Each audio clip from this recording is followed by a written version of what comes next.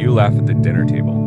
You crack jokes to lighten the mood. You say, I'm good, just tired. And no one questions it because the smile convinces them. But what they don't see is what happens after the dishes are done. The lights go off. When the hallway is quiet, they don't hear the sigh you let out behind the bathroom door.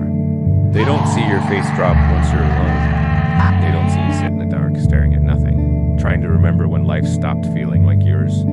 You smile because they need you to. Because you believe your strength is measured by how well you hide your pain. But what if it's not? What if the strongest thing you could ever do is be honest about what it costs you to smile? Because here's what no one tells you.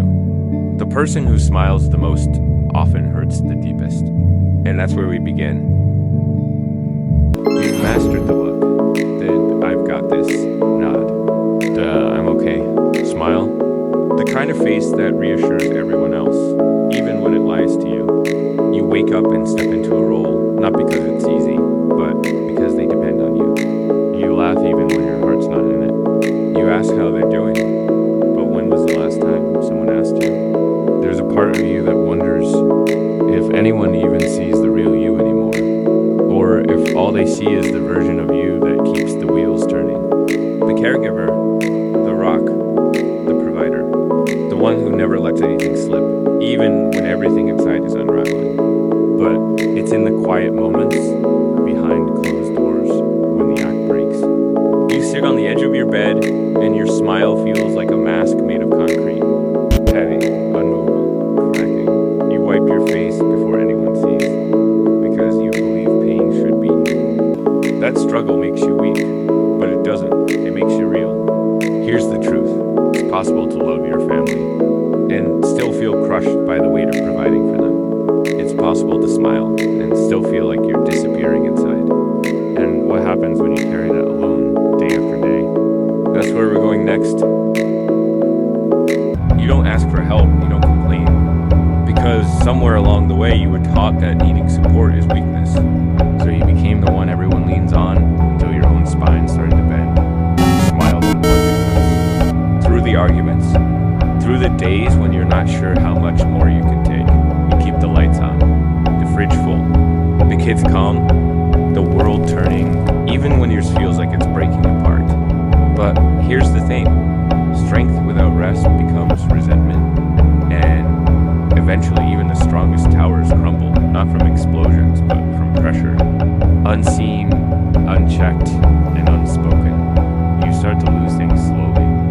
Your laughter becomes quieter, your joy becomes numb. Your hope feels like a story you used to believe in, but you smile anyway, because that's what you think love looks like. Sacrifice, silence, endurance, but here's the cost no one talks about. You start to feel invisible, not because they don't love you, but because you've trained them to believe you never need anything.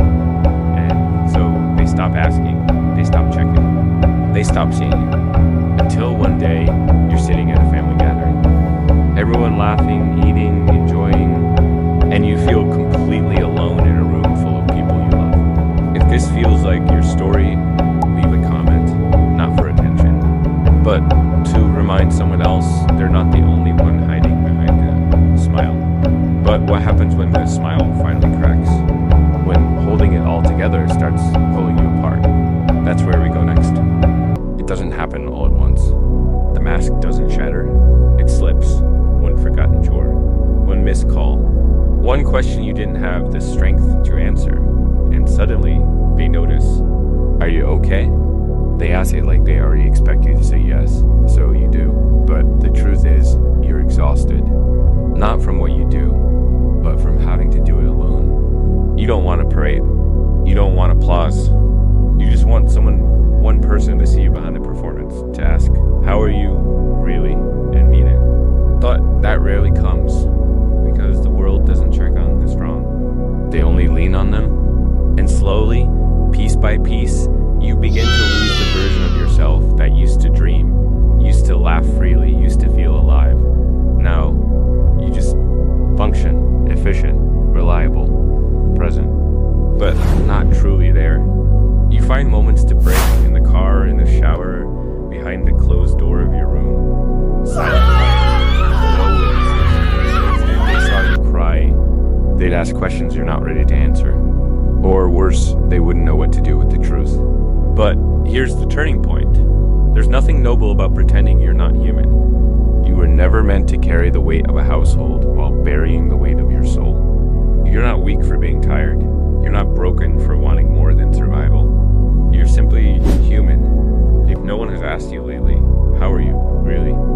Answer it in the comments. Not for them. For you, this is your moment to be seen.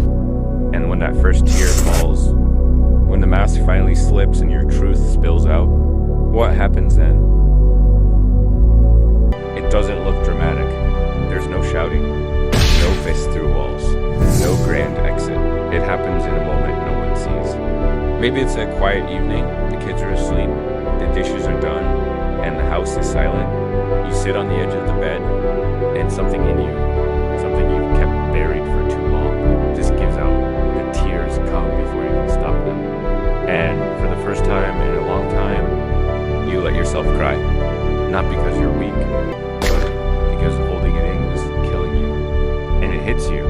You've built a life around protecting everyone else. But forgot to protect yourself. You've made yourself invisible by always being what they needed.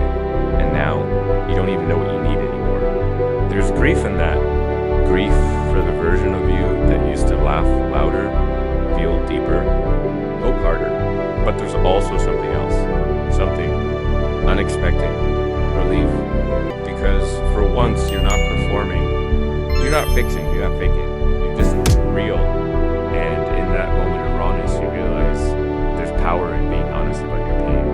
There's strength in vulnerability. And healing doesn't begin with advice. It begins with being seen. If you're watching this and you're tired of pretending, let this be your permission to stop. Not forever. Just for a moment. Enough to breathe, enough to feel. Enough to remember that you matter too. But what comes after the breakdown? After the moment when the mask is off and the truth is finally out? There's still more to say. You don't go back to normal. Because honestly, you've outgrown normal used to be. But what you can do is rebuild. Not all at once. Not perfectly. But intentionally. You start by showing up for yourself with the same quiet devotion you give everyone else. You start by asking, what do I need? And refusing to feel guilty for answering it. You start by removing the mask, not because the world is ready, but because you are, and maybe for the first time, you let someone in. You tell a friend, a partner, a journal, a mirror, I'm not okay. And in that confession, the silence finally breaks. It doesn't fix everything, but it's a start. It's how healing begins, not in isolation, but in the echo of someone saying, I feel that too. Because you're not the only one. There are millions carrying the weight in silence, smiling while breaking, functioning while fading. But you chose to feel. You chose to be honest. You chose to be seen. And that right there is where your strength lives now. Not in the mask. Not in the silence.